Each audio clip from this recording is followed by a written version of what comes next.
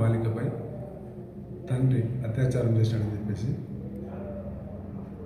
బాధితురాల నాన్నమ్మ ఫిర్యాదు చేసింది. తండ్రి సుమారు 12 సంవత్సరాల క్రితం మొదటి భార్య చనిపోయిన తర్వాత ఈ బాధితురాలు వాళ్ళ నాన్నమ్మ దగ్గరే పెరుగుతూ ఉండేది. మొన్నటి దినం ఈ 1 జనవరి 1కు ఇంటికని వచ్చేసి